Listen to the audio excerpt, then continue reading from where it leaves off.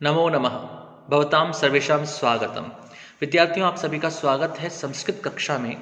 और आज हम आपसे चर्चा करने जा रहे हैं बीए भाग प्रथम के पाठ्यक्रम में सम्मिलित वसंत जो वासवदत्ता है, स्वप्न वासवदत्तम, जिसे कि महाकवि भास के द्वारा लिखा गया है। अभी तक जो हमने घटनाक्रम पढ़ा था चतुर्थ अंक का, उस चतुर्थ अंक में हमने जाना था कि पद्मावती, वासवदत्ता और चेटी ने उदयन और वसंतक की समस्त बातों को सुना। उदयन इस समय पर बहुत दुखी है, व्याकुल है।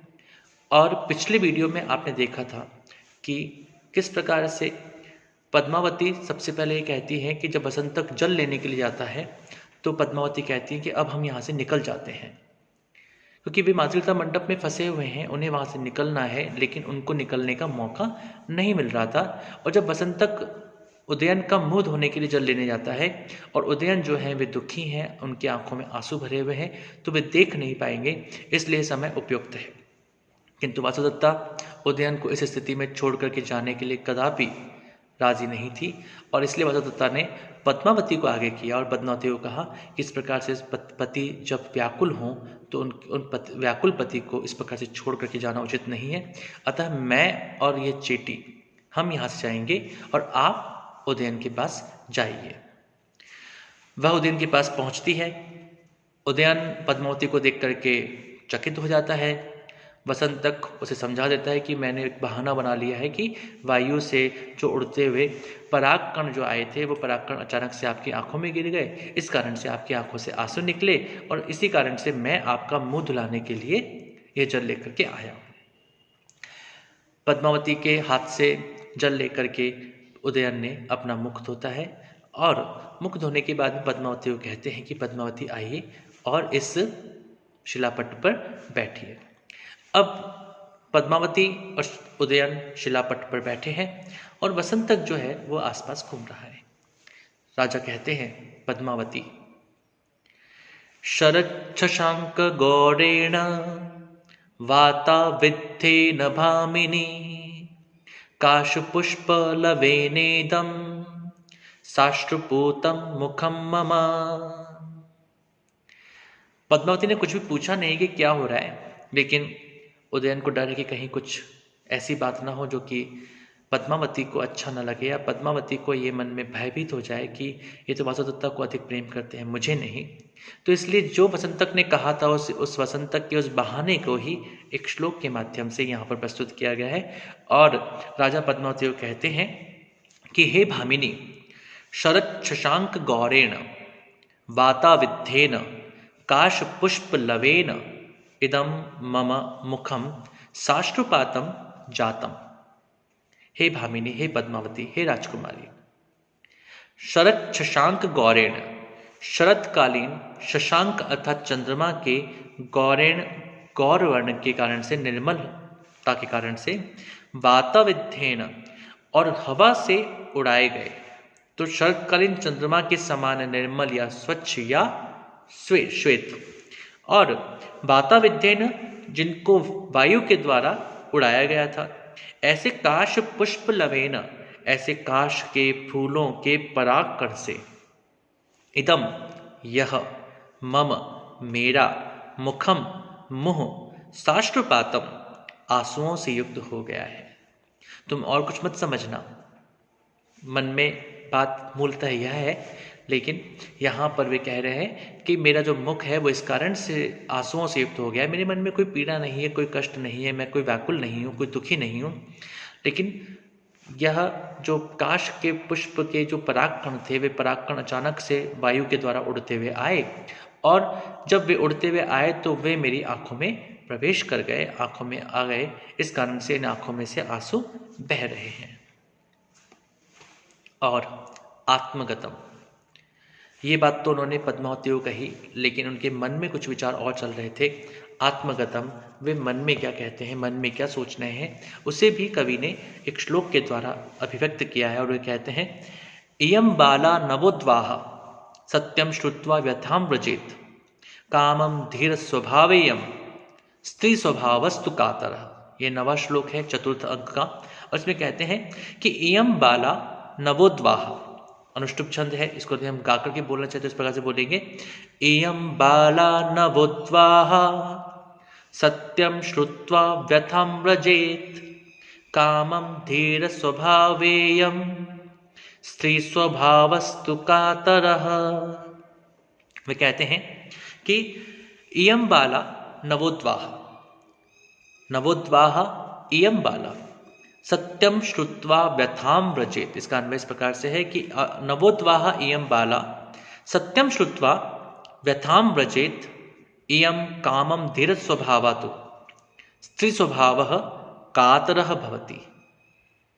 नवोद्वाह ये नवविवाहिता है, अभी कुछ समय पहले ही हम दोनों का विवाह हुआ है। ये कन्या है, एक ऐसी राजकुमारी है जिनका अभी अभी विवाह हुआ है। यदि इनको मेरे और पार्षदत्ता के बारे में मालूम चलेगा तो यह अन्यथा इसको बात को ले सकती है। तो कहते हैं नवोद्वाह इयं बाला, यह जो बाला है यह बालिका तो अभी अभी विवाहित हुई है, इनका विवाह अभी अभी हुआ है, नवोढ़ा है। सत्यम श्रुत्वा व्यथां व्रजेत, सत्य को सुनकर के कि कारण क्या है मूलतः, उसको सुनकर के ये व्यथां व्रजेत, व्यथा अर्थात दुखी हो सकती हैं, व्यथा को प्राप्त हो सकती हैं, इनके मन को कष्ट हो सकता है। इयम कामम धीर स्वभावा, निश्चित रूप से ये राजकुमारी धीर स्वभाव अर्थात धैर्यशालिनी है, धैर्य को धारण करने वाली है, बहुत अधिक धैर्य को धारण करने वाली है। तो स्त्री स्वभाव कातरः, फिर भी स्त्रियों का जो स्वभाव होता है वह तो कातरः अर्थात अधीर होना ही होता है। अपने पति के बारे में यदि उनके मन में वे कुछ भी सुन लेती हैं तो वे अधीर हो जाती हैं, क्योंकि उनके मन में खोने का भय होता है, इस कारण से वे अधीर होती हैं। निश्चित रूप से राजकुमारी बहुत ही धैर्यशालिनी है, फिर भी यदि मेरे बारे में और वासुदत्ता के बारे में कुछ भी जानेंगी तो उनके मन में कहीं ना कहीं अधीरता आ सकती है, इसलिए इनको ऐसी कोई भी बात बताना उचित नहीं रहेगा। इसलिए सत्य को मैं इनके सामने नहीं उद्घाटित कर सकता। तो इस प्रकार से हमने देखा कि जो राजा उदयन हैं, वे राजा उदयन किस प्रकार से पद्मावती के हृदय को बांधे रखने का और अपनी व्याकुलता को छुपाने का प्रयास कर रहे हैं। विदूषक कहते हैं, उचितं तत्र भवतो मगध राजस्य अपराह्न काले भवन्तम् अग्रतः कृत्वा सुहृद जन दर्शनम सत्कारो ही नाम सत्कारेण प्रतिष्ठा प्रीतिम उत्पादयति तद उत्तिष्ठतु तावत भवान। वसंत तक नहीं चाहता कि लंबे समय तक पद्मावती के पास उदयन रहें, क्योंकि अभी उदयन के अंदर वह व्याकुलता है, वह आकुलता अभी भी है, इसलिए वे चाहते हैं कि वह हम यहाँ से चले जाएं। और इसलिए वे कहते हैं कि माननीय मगध नरेश दर्शक ने आपको आगे करके अपराह्न में मित्र मंडली से मिलने का समय निश्चित किया है, क्योंकि सत्कार से स्वीकृत किया गया सत्कार स्नेह उत्पन्न करता है। इसलिए हे महाराज, अब समय हो चुका है, अब हमें यहाँ से चलना चाहिए। राजा कहते हैं, बाढ़ प्रथमः कल्पः उत्थाय। वे कहते हैं, बिल्कुल ठीक बात कह रहे हो वसंतक, ये हमारा प्रथम कर्तव्य है, क्योंकि हमारे लिए ही महाराज दर्शक ने सभी अपने मित्रों को बुलाया है, अतः हमारा वहाँ पर समय पर पहुँचना ही उचित रहेगा। और वे इस बात को कह करके वहाँ से उठते हैं और कहते हैं कि हाँ, हमारा ये प्रथम दायित्व है। और आगे वे कहते हैं, गुणानाम व विशालानाम सत्काराणाम च नित्यशः कर्तारः सुलभा लोके विज्ञातारस्त दुर्लभा। वे कहते हैं कि लोके विशालानाम गुणानाम सत्काराणाम च नित्यशः कर्तारः सुलभः तो विज्ञातारः दुर्लभाः। इस लोक में, संसार में विशालानाम गुणानाम, बड़े बड़े गुणों, महान गुणों, और सत्काराणाम, और सत्कारों की करने वाले लोग, नित्यशः कर्तारः सुलभा, उनको सत्कारों को करने वाले लोग नित्यशः हमेशा से ही सुलभ होते हैं।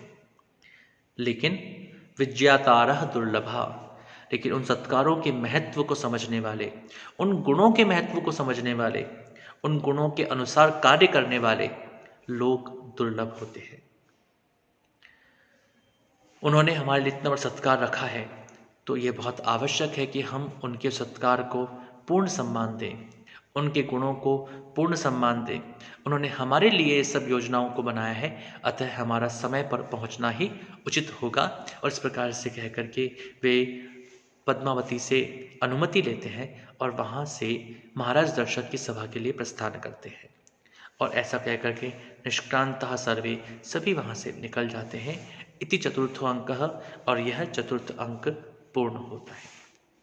तो आज हमने चतुर्थ अंक पूर्ण किया स्वप्नासोत्तम का, और अगले पाठों में हम स्वप्नासोत्तम के पंचम अंक को पढ़ना प्रारंभ करेंगे। तब तक के लिए नमो नमः, शुभम भवतु, पुनर्मिलामः।